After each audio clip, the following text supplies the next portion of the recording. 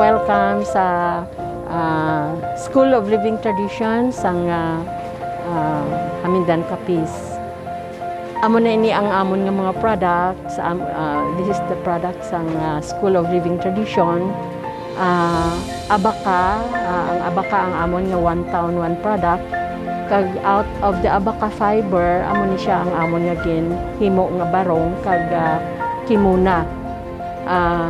Abaka ang process niya is gina-strip siya in order to make it a fiber, kag then pagka-strip niya kag pamalakon siya kag himuon siya nga fiber, ibutang dayon siya sa loom sa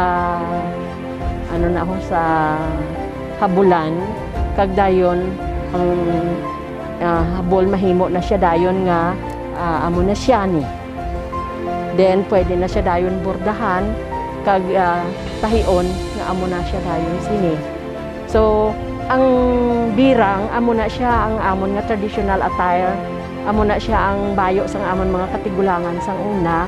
Kay sang una wala pa man sang mga tela.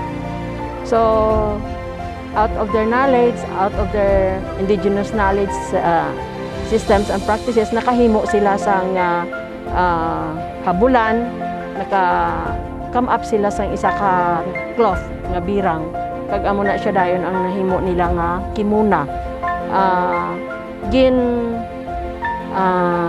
Ano na kon ini, obrahan akon sa sang proposal.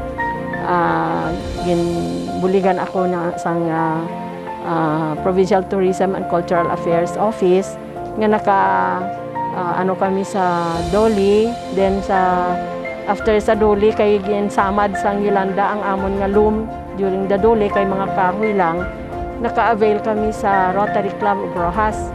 So ang Rotary Club of Rojas naghatag sila sang pulo ka loom, kag amo na ang ginagamit namon subong, but it is made of steel na para hindi siya maano ng bisan maano mang bagyo. So amo na ni ang amon nga mga product.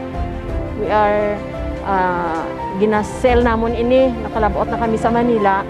2 times na kami nag-exhibit sa Manila, sa SM Mega Mall kag sa Glorieta Makati. Kag aside from sini, may ara kami nga nito weaving, kay balan mo maximize namon ang mga non-timber forest products nga kami sang handicraft out of those and mga non-timber forest products. Nakahimo kami sang mga nito. Kag may ara na kami nga mga orders from Manila sa artisanias nga every now and then nag-order sila sang amon nga mga products nga ini.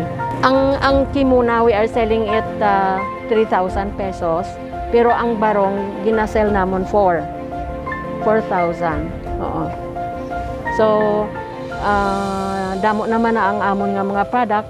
May ara nga tela lang. Kung tela lang ang amon nga pagbaligya is 350 to 400 per yard. Pero kung may amo na sini, may borda na siya, nabaligya namon na siya 3,000.